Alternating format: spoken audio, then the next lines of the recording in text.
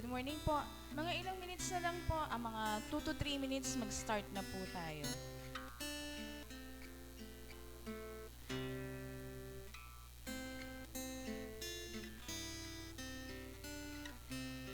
So habang naghihintay po tayo, chapel courtesy po natin today is paki-set yung phone natin sa silent mode. Then, yung mga anak po natin, guide po natin sila. Then baka pwede yung mga nasa likod mag-move forward po para makapag-start na rin po tayo. Para yung mga darating po, dyan na lang din po sila uupo.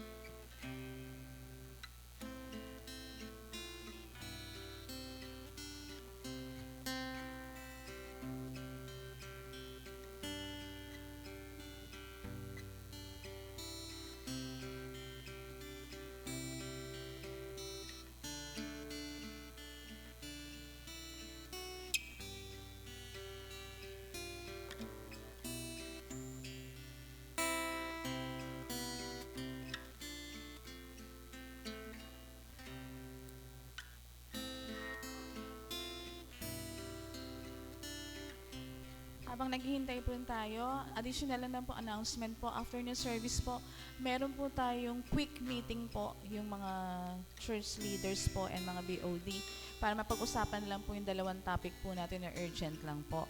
Then, ayan po yung schedule po natin for the whole, every week. Thursday, Bible study natin online. Last Thursdays po is prayer meeting, prayer night po natin. Then Monday to Saturday, may prayer covenant po tayo starting from 10 a.m. Then Sundays po is 10:30 a.m. po ang ating worship service.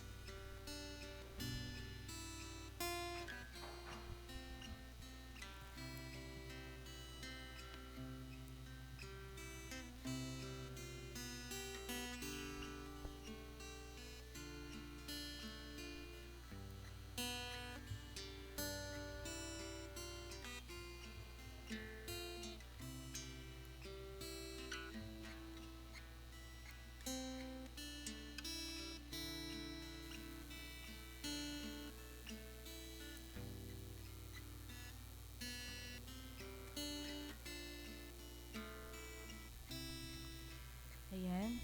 Ang ating pong call to worship is sa Psalm 65. It says, "Praise awaits you, our God in Zion. To you our vows will be fulfilled. You who answer prayer, to you all people will come. When we were overwhelmed by sins, you forgave our transgressions. Blessed are those you choose and bring near to live in your courts. We are filled with your good things of your house, of your holy temple. You answer us with awesome and righteous deeds. God our Savior, the hope of all ends of the earth and all of the farthest seas, who formed the mountains by the power, having armed yourselves with strength. You still the roaring of the seas, the roaring of their waves, and the turmoil of the nations. The whole earth is filled with awe at your wonders. Where morning dawns, where evening fades, you call forth songs of joy. You care for the land and water it. You enrich it abundantly. The streams of God are filled with water to provide the people with grain. So for you have ordained it. You drench its furrows and level its ridges. You soften it and showers and bless its crops. You crown the year with your bounty, and your carts overflow with abundance. The grasslands of the wilderness overflow. The hills are clothed with gladness. The meadows are covered with flocks, and the valleys are mantled with grain. They shout for joy and sing." Let us pray. Heavenly Father, thank you po sa maulang umaga, Panginoon. Maraming salamat po sa ulan, sa pagpapala nyo, dahil alam kong uulanin nyo pong pagpapala ang bawat isa, Panginoon. Maraming salamat, Panginoon, sa mga nagdaan na linggo, Panginoon, na patuloy kang gumagabay at nagpapapala po sa bawat isa sa pag-guide niyo po, O Lord God. Maraming salamat din po, Panginoon, sa mga walang maliw na pagmamahal at pag-iingat po sa amin, Panginoon. Hindi po sapat yung pagpasasalamat namin sa mga kadakilaan na pinakita niyo at pagmamahal na binigay niyo po sa amin, Panginoon.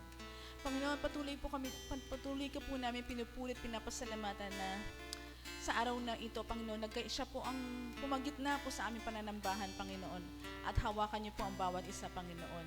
Hindi niyo po paalisin kami sa lugar na ito na hindi ka nagbigay ng pagpapala mo at finid po kami na inyong mga pagmamahal sa pamagitan ng inyong mga salita, Panginoon. Panginoon, purihin ka, dakilain ka, Panginoon, sambahin ka, samahan kami ng iyong libo-libong anghel sa pagpupurit para sa salamat sa umagang ito, Panginoon.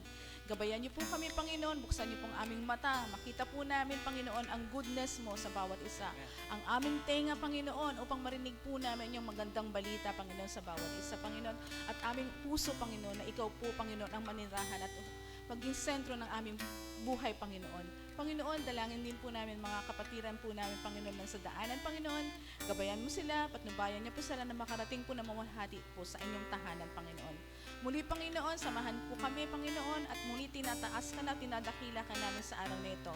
Itong aming dalangin sa inyong matamis sa pangalan ni Jesus na aming tagapagligtas. Amen. Ayan po, tayo po'y patuloy na magpuri sa Panginoon at tayo po'y tumayo para po sa ating pag-aawitan. Purihin ng Diyos, mga kapatid. Tayo po'y maghandog, mag-alay ng mga awit ng papuri, pasasalamat sa ating buhay na Diyos. Ibigay natin yung ating pinakamainam dahil dakila ang ating Panginoon na ating aawitan. Sama-sama po tayo, mga kapatid. Unahin natin yung For the Beauty of the Earth.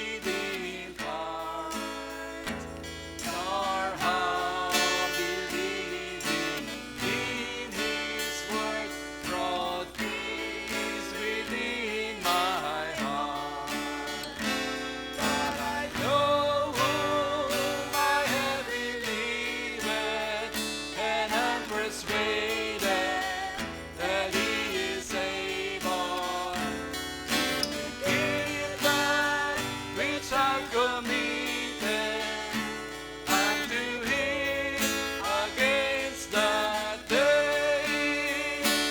I know that how the Spirit moves, convincing men of sin, revealing Jesus through the Word, creating faith in Him.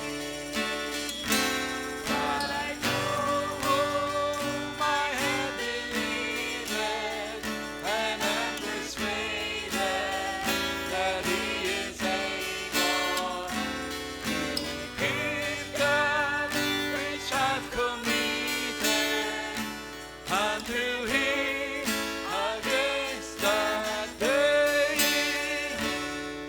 I know that what of good or ill may be reserved for me, of weary ways or golden days, before His face I see.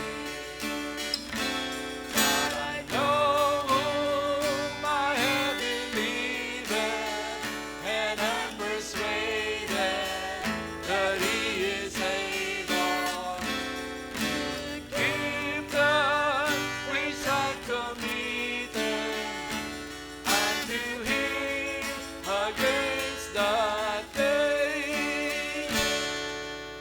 Know that when my Lord may come at night or noonday fair, nor if I walk the vale with Him or meet Him in the air.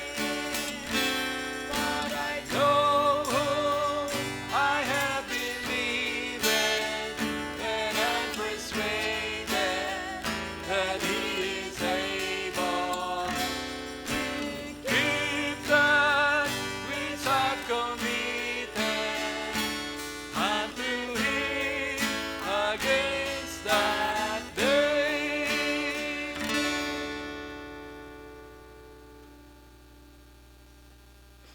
Awitan po natin ang ating buhay na Diyos.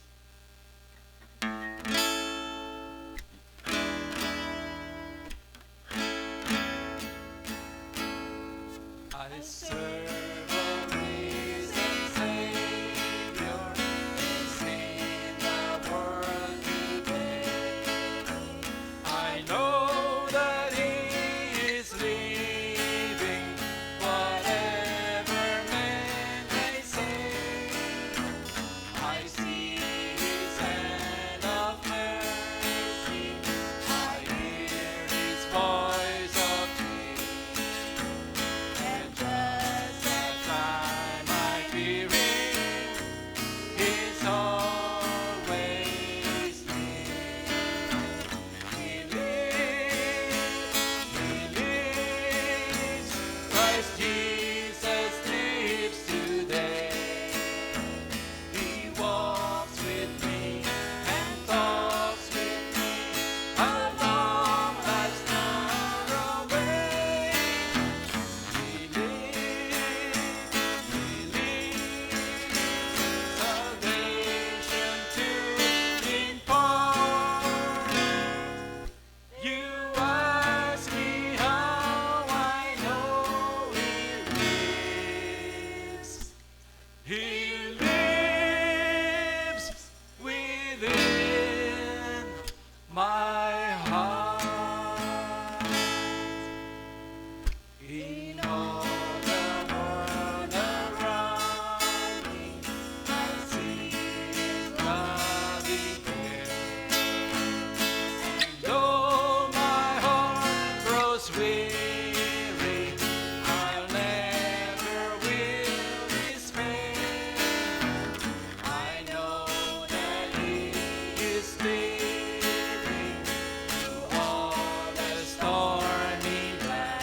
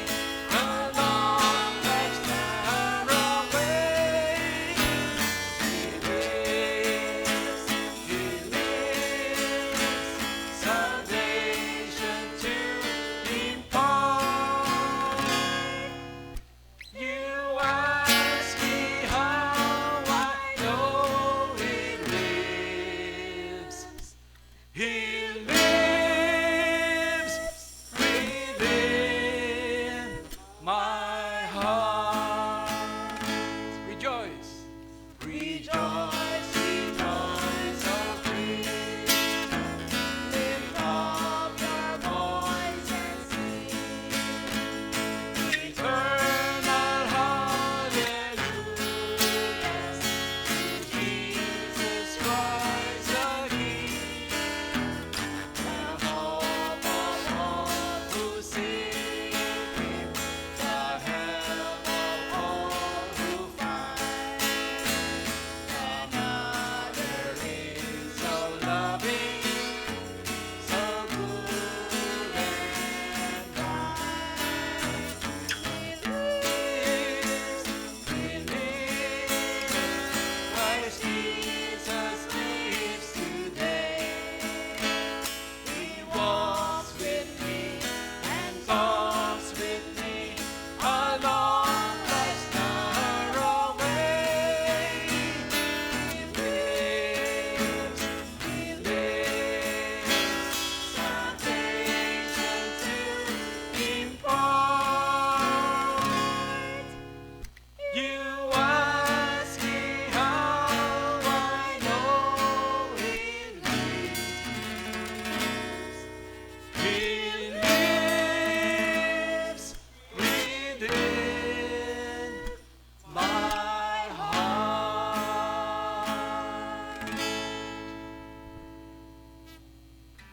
Dahil buhay ang ating Diyos, meron tayong mga assignment sa Kanya. Meron tayong work to do.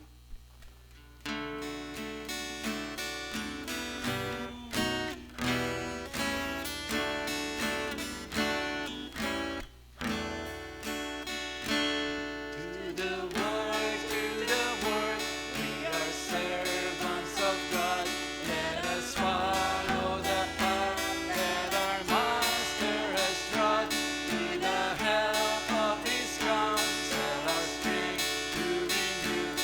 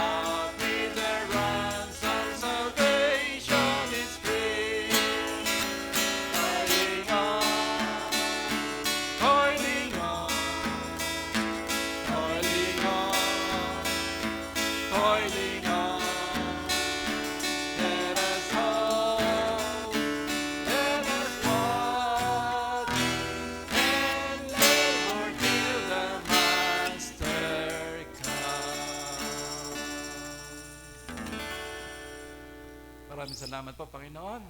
Dalangin namin ang aming pananambahan na ikaw ang maghari. Ikaw po talaga ang madama namin, Panginoon, na kapiling namin ngayon na pinag-aalayan namin ang lahat ng pananambahang ito. Samahan niyo po kami, mangusap ka sa amin. Pangalan ni Jesus. Amen. Palakpakan po natin ang Panginoon. Patuloy po tayo nakatayo at tayo po ay manalangin. Let us pray. Panginoong Diyos, kami po ay nagpapatuloy na nagpupuri sa iyo at nagpapasalamat sa lahat ng kabutihan na ginagawa niyo po sa amin. Ang inyong pag-aasa ang patuloy na nagbibigay sa amin ng kalakasan at ang iyong presensya at ng mga pangako na aming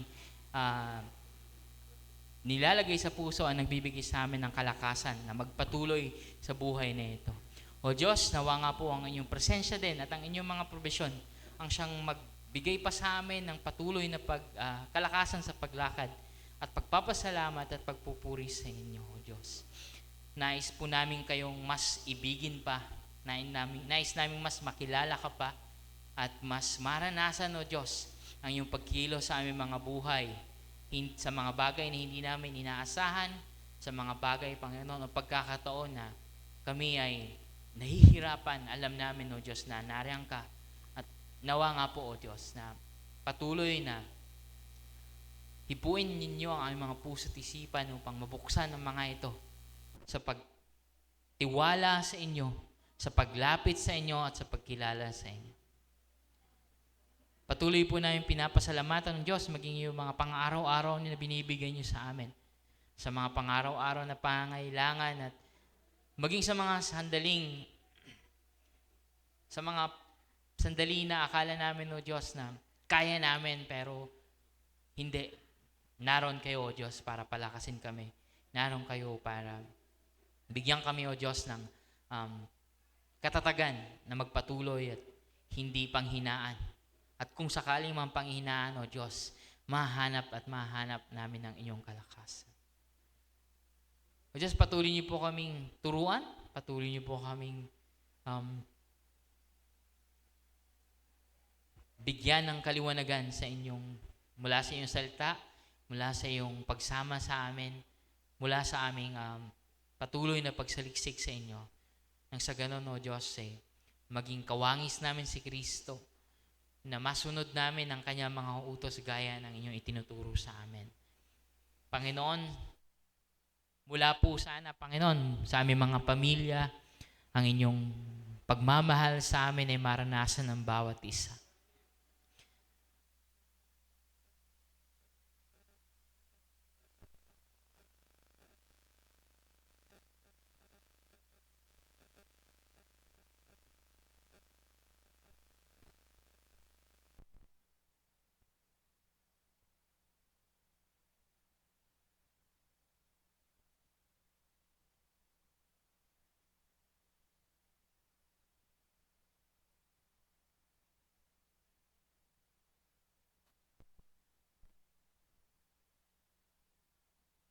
Paano namin pinapalaki aming mga anak, maging kung paano kami nagdedesisyon para sa mga pangailangan o para sa mga ambisyon din ng aming pamilya. Nawa nakasentro ito sa inyong kalooban at katotohanan, O Diyos. At higit sa lahat, Panginoon, naway kung sino man sa amin ang nasa isang pamilya na kami ay mananampalataya ay maging ilaw din, maging daan upang ang lahat ng naroon ay kumilala sa kay Kristo, magtiwala ng kanilang buhay upang sama-sama kami na magiging bahagi ng tipanan, magiging bahagi ng pamilya ng aming Panginoon. Tulungan niyo po kami, O Diyos, na kung sino man sa amin, mga tahanan, kamag-anak o mga mahal sa buhay ang may mga karamdaman, O Diyos, na matuloy kami magtiwala sa inyo, manalangin, humiling ng kagalingan, at higit sa lahat, magtiwala na kayo ang mas nakakaalam ng kung ano nakakabuti sa amin at kung ano po ang inyong kalooban na itinuturo sa amin upang patuloy din kaming maging matatag sa lahat mga pagsubok, sa aming mga karamdaman, sa mga sakit. Patuloy niyo po kami, O Diyos, samahan at paggalingin ayon sa inyong kalooban. maging ang mga conflicts, Lord, sa loob, mga problema, nawa po ay makahanap kami ng solusyon na nakaayon sa inyong kalooban at kabutihan at katotohanan at hindi sa aming mga mata, hindi sa aming mga pag-aakala at hindi sa aming mga diskarte na nakabase sa mundong ito. O Diyos, maging ang aming pakikitungo sa aming katrabaho, sa aming opisina, sa aming mga kamag-aaral, kung saan nyo man kami dinadala, Panginoon, sa aming komunidad, sa mga kaibigan namin, naway patuloy ninyo kaming hubugin upang maging daan din kami, O Diyos, na maiparana sa kanila ang inyong pag-ibig at katotohanan sa aming pakikipagkaibigan sa kanila, sa aming pakikipagkapwa, sa aming mga pag-uusap. Naway puno ito ng pag-ibig, ng grasya, ng asin na tinatawag na siyang nagbibigay ng daan din upang makilala ka. Ang pasensya, ang kahabagan, ang hustisya at katotohanan na nanggagaling sa aming puso ay nawa ito ang aming maibahagi sa aming mga komunidad. O Diyos, patuloy niyo rin pong pag-isahin ang aming simbahan. Patuloy niyo pong patatagin, hindi lang, O Diyos, ang mga liderato, maging ang mga membro. Sa lahat-lahat, O Diyos, pagkilalanin ka namin na siyang aming Panginoon at Hari. Sundin na aming buot puso, isipan, buong buhay, O Diyos. Dahil hindi po kami narito sa mundong ito para lang sa mga nandito sa ngayon, kundi para sa masigit pang mga bagay na siyang magbibigay ng pag-asa sa lahat. Mas malalaki pang bagay, O Diyos, na siyang magiging na napakahalaga sa inyong kaharian, O Diyos. Hindi lang sa pagpapasarap ng kung anong nasa ngayon, hindi lang sa mga entertainment, hindi lang sa kung anong uso, O Diyos, kundi sa kung anong mas mahalaga sa inyong kaharian. Mga katotohanan, ang inyong pag-ibig, ang kaligtasan, ang paglilingkod sa kapwa, kahit ang pagsasakripisyo namin para sa kabubuti ng iba. O Diyos, yung mga bagay na mahalaga sa inyo. Nawa, bilang simbahan at bilang mga individual na Kristiyano, ay kami magkatulungan para sa mga bagay na ito. Nang sa ganon, ang iyong paghahari, ang aming may proklama, ang kabutihan ni Kristo, ang pag-asa at kaligtasan na nanggagaling sa Kanya, na magningning. Nang sa ganon, hindi na kami magtatago, O Diyos. Ang mga kasalanan namin ay aming iwawakse at isusuko sa inyo. At ihihingi ng tawad at manumbalik dahil alam namin, O Diyos, na kayo ay nagpapatawad, umiibig, at nagbibigay ng bagong buhay para sa mga sumusuko sa inyo. Panginoon, nawa itong misyon na ito ay madala din namin sa pangmalawakang pang mga lugar o plataforma o pagkakataon na kami inyo dinadala. Nang sa ganoon ay magbigay din kami ng kahit papano pag-asa, O Diyos, sa aming komunidad, sa aming bansa. Panalangin namin, O Diyos, na aming mga kapwa mamamayang Pilipino ay patuloy na kumilos, mamuhay ayon sa iyong kalooban.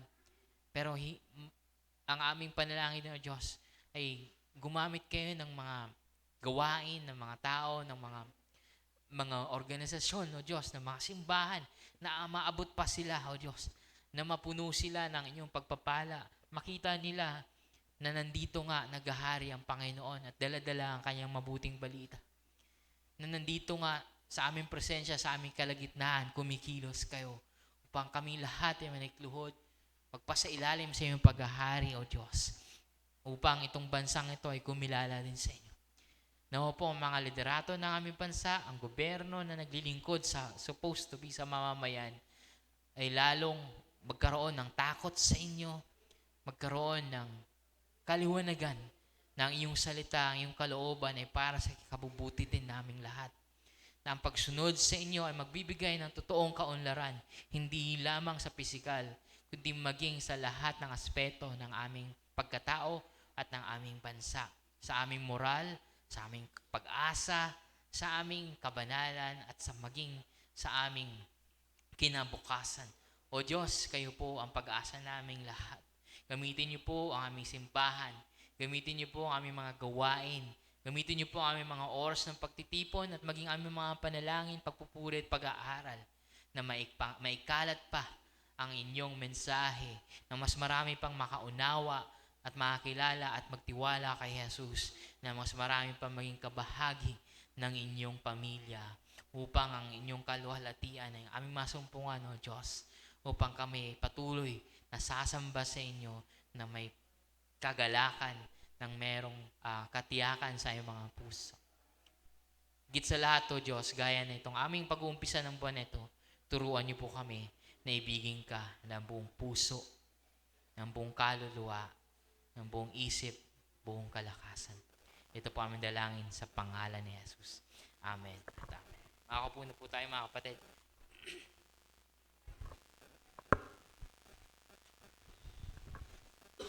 Mag-uumpisa po tayo ng bagong tema para sa pagbubukas din ng bagong buwan ng Setyembre at hanggang sa Oktubre. Ang ating pag-uusapan ay hindi na the humanity and this world. We have wrapped it up nung nakaraang linggo sa pamamagitan ng mensahe ni Kuya Ben na nagbibigay din sa atin ng paalala kung paano ang takbo ng mundong ito at ang mga pagsubok, especially yung mga atake ng kaaway at ng kasalanan. Ngayon po ay patuloy tayong titingin sa mga katuruan ni Jesus at sisilipin natin ang bahagi naman ng kanyang mga katuruan na nagpapaliwanag sa atin ng tungkol sa pag-ibig natin sa Diyos. The way of Jesus loving God. Yung katuruan tungkol sa pagmamahal natin sa ating Panginoong Diyos. Dahil dyan, anyan ko po kayong muli. Sana tumayo. Ating basahin po, maiksi lamang po ito. Mula sa isang kwento ng mga disipulo at ni Jesus nung naiengkwentro nila ang ilang mga pariseo at mga tagapagturo ng batas sa panahon nila. Buksan po natin ang Mark chapter 12 verses 28 to 30. The Gospel of Mark chapter 12 verses 28 hanggang 30. Magandang panimula po ito sa tema at ito po ay tungkol mismo sa pinakamahalagang kautusan ng Diyos. Basahin ko po mula sa New International Version at ang sabi po dito, one of the teachers of the law came and heard them debating. Dahil bago pa man nangyari ito, maraming mga tanong o pagsubok na lituhin o itrap ang Panginoon at ang daming tanong na binabato sa Kanya. Kaya merong isang tagapagturo ng batas na lumapit sa Kanya dahil napansin niya na magaling sumagot si Jesus. At ang sabi dito, noticing that Jesus had given them a good answer, he asked him, of all the commandments, which is the most important? Verse 29. The most important one, answered Jesus, is this. Hear, O Israel, the Lord our God, the Lord is one. Love the Lord your God with all your heart and with all your soul and with all your mind and with all your strength. Let us pray. Father, thank you for your word. Speak to us, convict us with your Spirit, and enable us to live godly lives that glorify you. In Jesus' name we pray. Amen. Makakaupo na po tayo muli. So medyo, isa to sa mga popular na pangyayari sa buhay ni Jesus. And we can see this sa iba pang accounts, hindi lang kay Mark, even kay Matthew, even kay Luke. And we can say na very similar yung mga stories na yon. And we can also say na baka magkaibang mga tao yon, o ang pinaka malinaw doon is Matthew, Mark, and Luke have different purposes sa pagpuportray na eksaktong pangyayaring ito that could have happened sa maraming pagkakataon. Dahil hindi naman imposible na may mga pare-parehong tanong na naitanong sa kanila sa kay Jesus ang iba-ibang mga tao na nakakasalamuhan nila. Especially itong tanong na to na ano bang pinakamahalaga sa lahat? Ano bang pinaka-importanteng kautusan ng Diyos?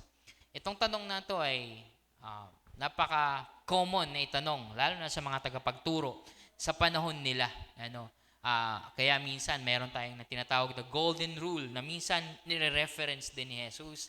At sinabi niya ito even sa Sermon of the Mount. So this isn't new, no? Hindi po ito bago itong tanong na ito. At ang sagot ni Jesus ay something na mag-a-agree ang kahit na sinong mga Hudyo o tagapagturo sa panahon nila. Kaya nga, kung babasahin natin ng tuloy-tuloy sa dulo, nag-agree itong eskriba na ito, at least dito sa account ni Mark. So yun po yung focus ng tanong nitong tagapagturo ng batas. Nagtatanong siya kay Jesus, which is the most important commandment? Pag nagda-drive ka, ano po ba yung pinaka-importanting batas? Pinaka-basic. Marami pero ano kaya yung may summarize natin para masabing ito yun, Pero itong tanong na to, itong tanong na anong pinakamahalaga, medyo maaalala natin yan kapag kinumpara natin siya sa isang sunog, Like nung binabasa ko si Auntie Wright tungkol dito, sabi niya, pag nagkasunog, ano daw yung una mong hahagilapin? Una mong isasalba. Yun ang pinakamahalaga. So yun sabi niya, inaalala ko, nung 3 years old or 4 years old pa lang ako, nasa Calbayog City, kasama ako ng mga magulang ko sa boarding house. Dahil pareho pa silang nag-aaral. Isang araw, yung tatay ko, nag-exam sa school. At yung nanay ko ay naliligo sa banyo habang ako ay naiwan mag-isa sa kwarto, naglalaro. And then biglang nagkasunog. Bigla lumabas ang nanay ko mula sa banyo habang nakatuwalya lang, habang nasusunog yung boarding house. At ang binitbit niya ay ako sa isang kamay at electric fan sa kabilang kamay. Hindi ko alam kung bakit electric fan, pero napaka-sentimental tuloy ng value ng electric fan na hanggang high school ako, pinipilit pa namin gumana yung electric fan na yon. Pero yun, sa tingin ko, sa oras na yun, yun ang pinaka-importante sa nanay ko. Ako at ang aking fan. Yung electric fan na siguro dahil boarding house, Pag boarding house, wala ka namang TV doon, wala ka namang ref, wala ka namang lalo sa panahon noon. Sa boarding house, ang pinaka-mahal na nagamit siguro na meron ka doon is yung electric fan. So yun, ang bit-bit ng nanay ko, ako at ang electric fan. Pinaka-importante. Ganun din siguro itong tanong na to ng skriba na to, Kung magunaw man ang mundo, anong pinakamahalagang mga bagay na pangahawakan mo? Kung susumahin mo lahat ng katuruan ng Biblia, anong pinakamahalaga? Now take note, there are 613 na kautusan or na batas sa Torah or sa Genesis hanggang hanggang Deuteronomy. Pero, hindi ibig sabihin na yun lang lahat-lahat ang batas na meron sila. Sa totoo lang, kahit sa Biblia, pag binasa mo yung Old Testament, meron sila mga binabanggit na collection pa ng mga batas na hindi nakalista dito. So, ibig sabihin, it could be thousands more na mga batas na meron ng mga Hudyo. Pero, ang tanong, alin dito ang pinakamahalaga? So, we know, at kapag binasa natin ang story na to, alam natin na may dalawang binanggit si Jesus. Pero yung pangalawa, sa susunod pa yan na tema, sa November, December, uunahin natin ang first na binanggit ni Jesus. Yung una niyang binanggit. At ang binanggit dito ni Jesus, love the Lord your God with all your heart and with all your soul, with all your mind, and with all your strength. So nagturo si Jesus na ang pagmamahal, ang pag-ibig sa Diyos, ang pinakamahalagang kautusan. Jesus taught that loving God is the most important commandment. So, pwedeng hindi ka man lumaki ng mas matagal pa, namuhay ng mas matagal pa, pero if you have spent more of your time loving God with all of these things sa buhay mo, then para kay Jesus, you have done great. You have lived well. You have done the most important thing to God. To love Him with all your heart, your soul, your strength, your mind, and your strength. Pero kung ating titignan pa, pwede natin siyang silipin sa tatlong bahagi. Una, to love God for all that He is. Then to love God with all that you are. And to love God with all that you can. Una, yung to love God with all that He is. For all that He is. Mahalin ang Diyos sa kung sino talaga siya. Nasaan po yan sa love God with all your heart and with all your soul? Wala dun. Nasa unang binanggit ni Jesus. Ang sabi niya, Hear, O Israel. Ang tanong ng Hudyo, ng teacher of the law, anong pinakamahalagang kautusan? Ang sagot ni Jesus, Hear, O Israel, the Lord our God, the Lord is one. Bago niya pinasok yung, bago niya sinabi yung love the Lord with all your God. Now, sa Matthew walang ganon.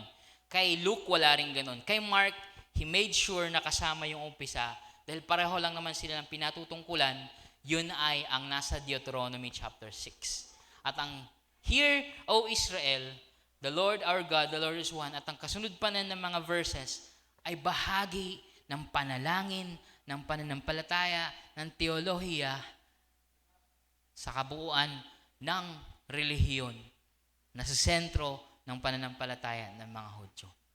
Na kapag binanggit mo, kahit hindi mo na i-quote yung first verse, kahit sabihin mo lang, love the Lord your God, nasa isip na ng isang Hudyo, ang pinapatungkulan nito ay ang sinasabi sa Deuteronomy, na tinatawag nila na Shema.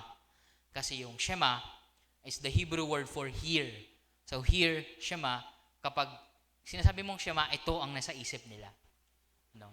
So when Jesus Christ said, love the Lord your God, He is telling the people around Him, and sa atin din ngayon, to love God for who He is. But sino ba siya? Well, sabi doon sa kanilang pananampalataya that the Lord our God, the Lord is one. Now, so, tama naman yun. Iisa lang ang Diyos, ano? Pero sa totoo lang, hindi ganun kasimple ang pananampalataya ng mga Hudyo dan. Pag sinabi nila na iisa lang ang Diyos, it's a battle cry against all other religions of their time. Na si Jesus, na ang Diyos nila ang totoong, na ang Panginoon nila ang totoong Diyos. Na ang Panginoon nila ang mabuti. Na ang Panginoon nila ang may likha ng lahat. Na ang Panginoon nila ay mahabagin. Na ang Panginoon nila ay makapangyarihan. Na ang Panginoon nila ay mahustisya. Lahat ng yan na tinatawag nating attributes or character of God ay napapasama sa isang statement that the Lord God, the Lord is one. Dahil yan ang pananampalataya ng mga Hudyo. So hindi lang to tungkol sa may isang Diyos. Tungkol to sa kung sino talaga ang Diyos. So when Jesus says, love the Lord your God, He is saying, love Him for all that He is. To love God is to respond to who God is. Ang pag-ibig natin sa Diyos ay pagtugon sa kung sino siya. May dahilan ng pag-ibig na yan. At ang kadahilanan ay kung sino ang Diyos. Hindi mo iibigin ang isang being, ang isang tao na wala kang nagugustuhang karakter sa Kanya. But this God, this one God, is mighty, is powerful, is good, is just, and the only one that deserves all praise and glory. Kaya mga kapatid, mahalaga kung nais nating ibigin talaga ang Diyos, it is necessary to understand, to encounter, and to experience the Lord God in order to love Him correctly. Mahalaga na kilala natin ang Diyos na yan. You can't just say, I love you, Lord, paulit-ulit, repeat chorus, pero hindi mo talaga siya kilala. Diba? You can't just say, I love you, Lord, pero hindi mo pa talaga siya na-encounter. Hindi na-encounter kasi He's everywhere eh. Hindi mo talaga siya pinapansin. Or you can't just say, I love you, Lord, kung hindi mo naman talaga siya nararanasan. Meaning, yung provision niya, yung mga kapamaraanan niya, wala ka doon. Hindi mo kinikilala na nanggagaling sa Kanya yung buhay mo, yung mga kabutihan na nararanasan. You are not understanding or knowing Him, encountering Him, or experiencing Him. Kaya, dito pa lang, we have a challenge. We have a challenge.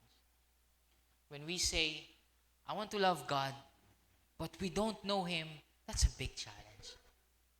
So it's important, mga kapatid, na hindi lang kung anong feeling natin, kung anong naiisip natin, preference natin, o panahon na sineset natin na, ito lang para sa Diyos, pero we never really intend to know Him more in our lives. Then doon pa lang, red flag na tayo. Imagine, meron kang manliligaw na wala namang gusto sa karakter mo. Wala namang gusto sa kung anong meron sa'yo. Kung sino ka. Pero sabihin niya, mahal na kita eh. Ha? Sabi nga ni Elsa, you can't just marry a man you just met sa Frozen. No, you can't just say, I love you, God, without knowing Him. You can't just say, gusto ko ng paksalan at makasama habang buhay. Kailan mo lang nakilala? Nasa iyo na lahat ng pag-ibig ko. Ha? Hindi mo kilala. You can't say that. So, dito pa lang, it's imperative, it's necessary, it's crucial na when we say, I want to love God, we are saying, Lord, I want to know you more. Lord, gusto ko pang maranasan ka, ma-encounter ka. So, Lord, help me find those things na kinikilusan mo. Find those teachings na ibinababa mo. Find those people na ipinapakilala mo sa akin para mas maranasan pa kayo. And then most importantly, do we know Jesus? Inaaral ba natin siya? Kinikilala ba natin siya? Kinakausap ba natin siya? Sinusunod ba natin siya? Anong role ni Jesus? Jesus is God for shortcut, pero Jesus represents His Father. Sabi nga ni Jesus, kapag nakita mo ako, nakita mo na yung Ama. I and my Father are one. I and the Father are one. He was sent by God as the Messiah for that very purpose. To be the one na nagre-represent ng authority niya, ng presence niya, ng kapangyarihan niya. And most of all, Jesus is God, of course. Jesus is the one, Lord, true Lord, sa ating mga Kristiyano, dahil ito, mga Hudyo pa yung kausap niya. Pero now that we know that Jesus is Himself God, para makilala natin ang Diyos, si Jesus. Diba? Si Jesus ang kikilalanin natin. Of course, it's very important na aralin pa rin ang Old Testament, but in the light of Jesus already. In the light of the fulfillment sa mga ginawa ni Jesus. So it's important, mga kapatid, to study the life of Jesus, to reflect on His wisdom, His teachings. Paano ba nag-a-apply ito sa buhay ko? Paano ko ba masusunod ito yung mga katuruan niya? Ang ambisyon ko ganito, pero ang pinakita ni Jesus ganito. What am I saying? Minsan, yung mga kapamaraanan ng mundo na siyang ginugusto natin, kabaliktaran ng pinapakita ni Jesus na napakababa. Minsan ang gusto natin, pangmalakihan, pangmataasan, ang pinakita ni Jesus, nasa baba, nasa putikan, duguan, luhaan, at hindi pangmahiyabangan. So, it's important first to know, to acknowledge na kailangan ko makilala ang Diyos na yan. And then, kailangan kilalanin ko si Jesus. Dahil si Jesus, kay Jesus lamang may kilala ko ang Diyos, ang Ama. Jesus is the way to the Father. No? I am the way, truth, and the life. No one comes to the Father except through me, sabi ni Jesus. So mga kapatid, when we say we want to love God, at nung iniuutos sa atin, therefore, Mahalaga to Sabi ni Jesus, ito ang pinakamahalaga. Limutin mo man lahat. Makalimutan mo man yung ABCD. Yung math. Yes. Kahit gaano kahalaga ang math for everyday life. Pero sabi ni Jesus, the most important commandment is to love God. That's why, mga kapatid, if we want to really obey God, let's start with this. To love God through Jesus Christ. To know Him, to understand Him, to experience His commandments and His life. Pangalawa na makikita kung paano natin siya mas mauunawaan na itong utos na to dahil mahalaga ito Ibig sabihin, kailangan ilagay sa puso natin ito Alam mo ba na ang karugtong nitong kautusan sa Deuteronomy tungkol sa Shema, na kinote ko rin ito nung sa parenting talk namin. Sabi doon sa Deuteronomy chapter 6, love the Lord your God. Hear, O Israel, the Lord your God, the Lord is one. Love the Lord your God with all your heart and with all your soul and with all your strength. Lahat-lahat yan, Sabi pa niya doon, I give you today to be, these commandments that I give you today are to be upon your hearts. Impress them on your children. Talk about them when you sit at home, when you walk along the road, when you lie down, and when you get up. Ibig sabihin, ganun siya kahalaga. That all day long, ang iniisip mo kung paano mo pa mas iibigin ng Diyos, mamumuhay ayon sa pag-ibig natin. Kaya mahalaga, nakilala natin ang Diyos. Na bago ako pumunta sa pangalawang point, siguro kailangan ko idagdag. Mahalaga na mag-aaral tayo ng theology o ng mga doktrina. I'm not saying yung mga doktrina na parang minsan gusto na lang natin masystematize o gusto na lang natin masagot yung mga curiosity natin na hindi naman siyang tinuturo sa Biblia. Yung doctrines, yung theology talaga na mas mahalaga na siyang anong intention ng Biblia na ipakilala sa atin, ipaunawa sa atin. And sabi din sa Deuteronomy, impress them on your children. Sa atin pa nga lang, challenging na, Parang kanina, nagbibihis ako sa taas. Biglang may narinig ako nagtatanong sa baba, Mommy, when Adam and Eve were created by God, even before they ate the fruit, did God already know that Adam and Eve will eat the fruit? Alam na daw ba ng Diyos? Tapos sabi niya, but God knows everything, then He must know it. Okay na. Kaso may kasunod na tanong. Why didn't He stop them? Kumbaga, theology, if we are under God's family, magiging bahagi siya. And even our children will ask the right, very difficult but right questions about God. And hopefully, tayo din mismo mas ma-challenge pa. Because it is no longer just about us. It is about our families as well. Siyang tinuturo ni God.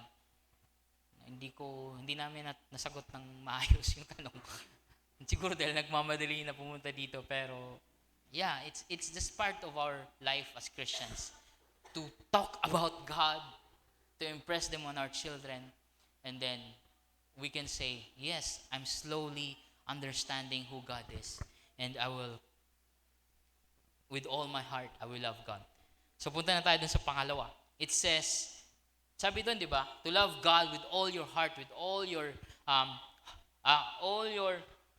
heart, soul, mind, strength. It is to love God with all that you are. Alam niyo yung song, di ba, na all of me loves all of you. It's our modern way of saying this. Ang lahat-lahat ng sa akin, o ang lahat-lahat na ako, ang kabuuang ako, ay nagmamahal ng kabuuang sa'yo. Na yung kabuuang ikaw, Yun na yun, for all that He is. And how do we love God? With all that we are. All of me loves all of Him. Now, may tendency tayo ng mga modern Christians na again, ipilit yung mga categories na meron tayo. Like for example, to love the Lord with all our heart, soul. Kailangan mahalin si God ng ating mga emosyon, heart. Kailangan si God ng ating mga isipan, soul, yung ating espiritu, papunta sa Diyos. Then yung strength sa mga kalakasan natin. Somehow may katotohanan doon. But that is the point. The point is to love God with all that you are. Hindi para maglagay ka ng mga compartments na parang refrigerator, but to love God with all that you are. Kasi kahit yung mga yan, ang definition ng mga yan sa panahon nila, nag-o-overlap. Nag-o-overlap kasi, for example, yung mismong sinabi na all, ang Greek word niya is wholes, o complete or whole, di ba? All together, kabuuan. So, kabuuan. And then, yung heart na cardias is about thoughts and feelings. Modern na kasi yung understanding na heart, feeling lang. Kapag sinabi sa kanilang panahon na heart, it's thoughts and feelings. Ano? Tapos yung soul o yung psyche o psyche sa Greek, it's your breath or your spirit. Now, understanding natin yan, yung kaluluwa, na parang somewhere disembodied sa atin kapag namamatay tayo. No, it's actually the life that gives us. Na kapag wala, automatic mamamatay tayo. It's the soul na interchangeable pa nga minsan to spirit. Kaya mali din kapag pinilit natin paghiwalayin yung soul and spirit sa categories natin kasi pinagpapalit-palit din siya ng mga authors ng Bible. Tapos ito namang strength na may isa pang term na dynamos or power, ang ginamit dito is iskios, which means force or ability. So hindi lang yung strength, kundi yung desire mo, yung will mo, at yung capacity mo. Tapos yung dianoia, which speaks of the mind, is your deep thought, your disposition, meaning kahit unconscious ka, yun ka, ikaw yun. Yun ang values mo. Your heart, your soul, your mind, your strength, the whole you. Now, hindi ba nagka-categorize ka doon? Kasi my heart, my soul, my mind, mahirap kasi language nga to eh. Nagta-translate lang tayo. At alam niyo po ba, na yung mismong version na to ni Mark, may dinagdag siya. May dinagdag sa salita ng Diyos? Hindi yun ang ibig ko sabihin. May dinagdag siya na konsepto na ng mga Griego na wala sa konsepto ng mga Hebrew. Balikan niyo po yung Deuteronomy chapter 6. Ang sinasabi doon, love God with all your heart, with your soul, and with your strength. Nasaan yung mind? Sa konsepto, sa perspective, sa worldview ng mga Hudyo, ang heart, yun yung mind. Ikaw yun. Sa panahon ng mga Hebrew, wala pa silang konsepto ng utak. Kaya sa panahon din ng mga Egyptian, nung nagmamamify sila, pag kinukuha nila mga loob, tinatapon lang nilang utak. Kasi they don't know about it. They don't know about how our mind works. So kapag sinabi nilang heart, yun ang nag-iisip. Kaya pagdating sa panahon ng New Testament, na medyo nag-advance na ng konti yung philosophy, nag-advance na ng konti yung science, they know that there is this mind, this brain. Kaya dinagdag siya ni Mark. Kasi sa mga translations din sa Septuagint at sa Masoretic text, naglalagay na rin sila ng mind. Kasi nade-develop na yung understanding natin. It doesn't mean na nagdadagdag sila ng words sa salita ng Diyos. Lumalawak lang yung understanding nila sa science and sa philosophy and culture of their time, which is not really important kasi what's important is their point. The same way how we should understand Genesis creation account. Kasi ganito rin siya. Nag-grow din ng understanding nila. Nag-grow din ng understanding ng mga authors ng Bible. So kaya dito, my mind. Curious, interestingly enough, ang sagot ng skriba, Uy, tama, Jesus. Tama yung sagot mo. Tama nga na ang sagot mo ay ganito. Pero nung binalik niya, kulang. What I'm saying is that hindi talaga importante kung ano ang meaning ng apat na to, heart, soul, mind, spirit. Ang ibig sabihin lang talaga ni Jesus, buong ikaw. Ikaw. It is not important na i-categorize natin lahat ng yan and then magpo-focus ako sa heart, magpo-focus ako sa soul, magpo-focus ako sa mind, sa strength. Ang doon is ikaw kabuuan. The whole you. Kasi hindi mo naman talaga mahihiwalay yan. Hindi mo naman talaga makakompartmentalize what you really feel and think successfully every time. And pumupunta ka na sa realm ng psychology at ng science na wala naman dun ang point ni Jesus. Ang point ni Jesus, which is the point of Deuteronomy, is to love God with all that you are. Kabuuan ng ikaw. It means the whole you.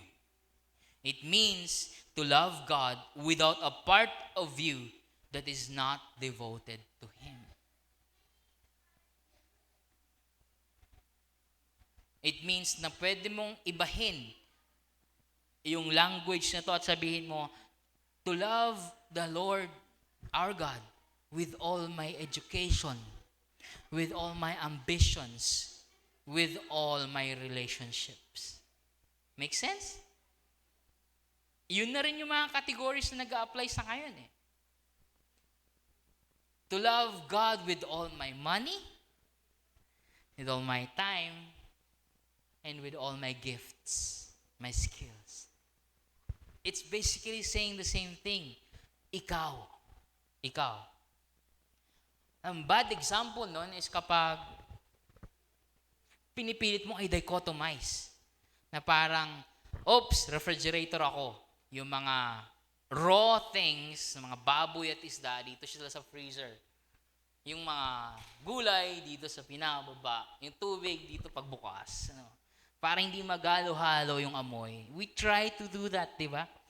Ganon din tayo minsan sa spiritual life natin. Si God kapag Sunday.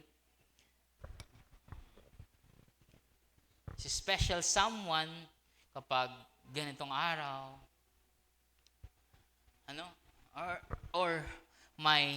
Yung focus ko talaga is, yes, I love you, Lord. Pero hindi makitaan kapag nakikitungo ka na sa kapwa. That's the bad example. The good example is you try to see everything else.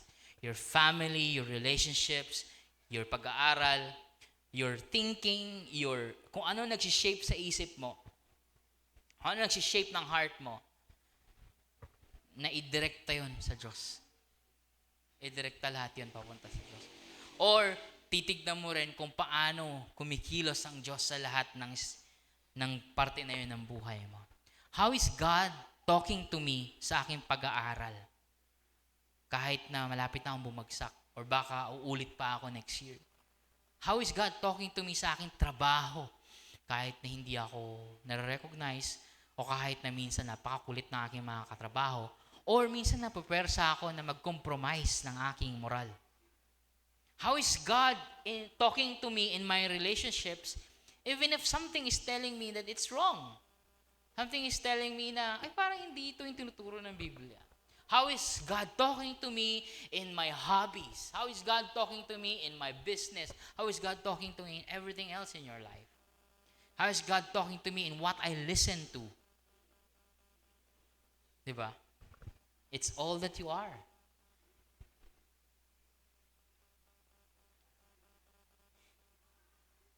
Ibig sabihin nun, loving God can be part of your whole person and identity. Yung buong pagkatao mo, identity mo. There are many things na nag-i-impluwensya sa atin para maging sino tayo, maging sino ka man. Andyan yung mga hilig natin, andyan yung mga iniidolo natin, andyan yung mga pangarap natin sa buhay, I want to be like this. Lahat yon, they influence us consciously and subconsciously ng personalidad natin. Na sometimes nga, yung mga ambisyon natin, nakakabit sa personalidad natin. No, call me doctor. Hindi pwedeng wala yun. No. I am your attorney. I am your ganito. Kahit nasa loob tayo ng bahay, kahit kaibigan mo. Hindi pwedeng walang nakakabit na mga titles. And in my case, dapat reverend ako. Pero hindi ganun eh. Hindi ganun. What defines our personality is how we love God with all that we are. And how God is defining us about who He is through Jesus Christ. And lastly, it also means to love God with all that we can. Lahat ng kakayanan natin, lahat ng meron tayong maibigay, lahat ng pwede nating gawin, lahat ng skills at ng gifts natin. Kasi lahat yun, pinag-iisipan natin. Lahat ng yun, it involves our emotions. Lahat ng yun, it involves who we are. Lahat ng kakayanan natin, hindi mo pwedeng sabihin, mamamatay tao ako sa gabi, pero sideline ko lang naman yun. Magnanakaw ako sa umaga, yung 7-Eleven, pero career ko lang yun. No. Everything that we can do is part of who we are, and that's why, sabi dito, love the Lord your God with all your strength. Even yung with all your mind is something that we can do kasi nag-iisip tayo para sa mga pinaplano natin at mga gusto natin gawin.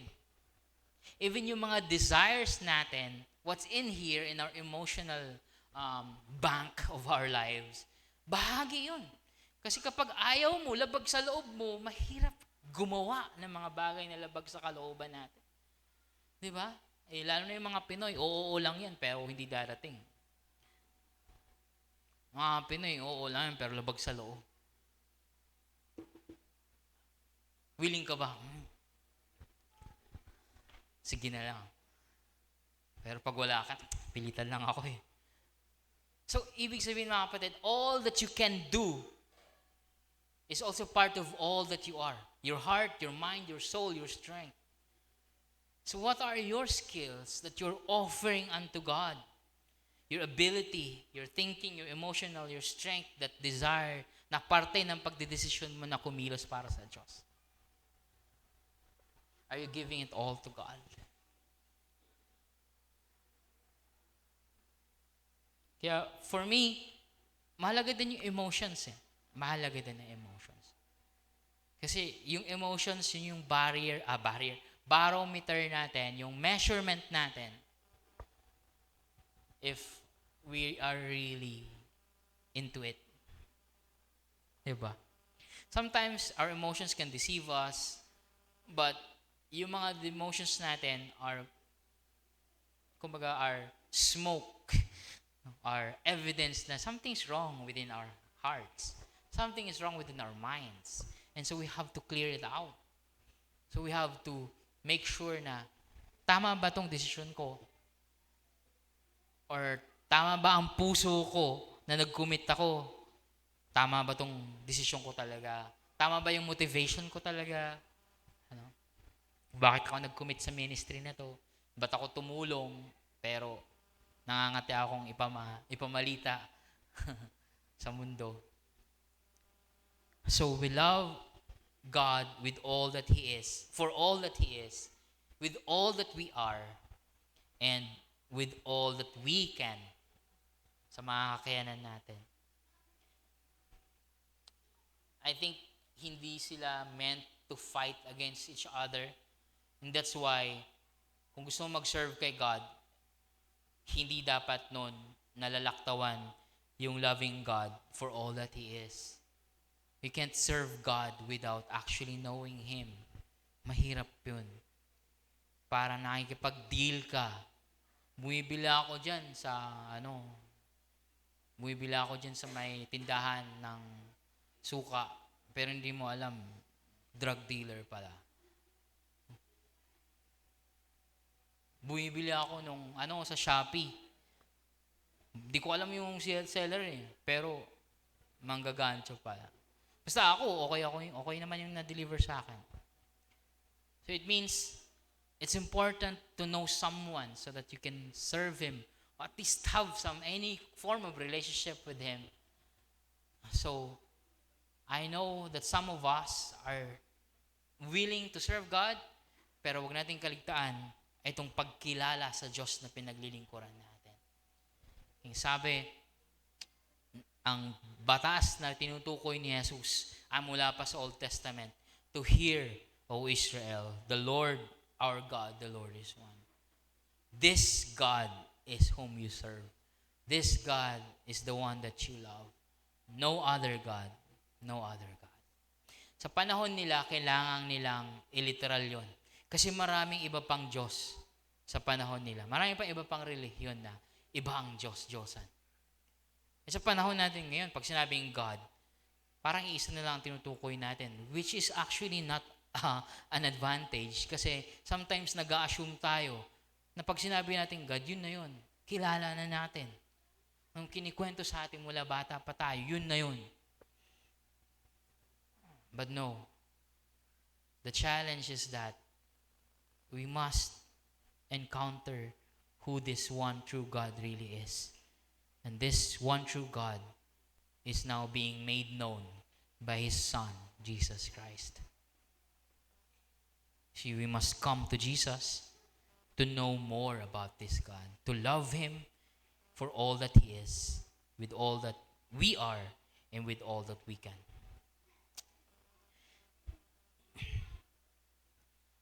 Pag fiesta sa amin sa probinsya, maraming handaan.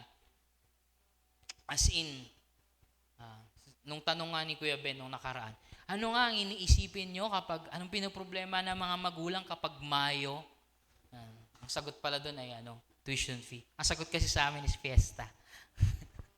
Mangungutang at mangungutang ang mga tao para makapaghanda sa fiesta. Ngayon pag sa fiesta, may mga lulutuin, ang dami, biglang sumasarap yung mga pagkain.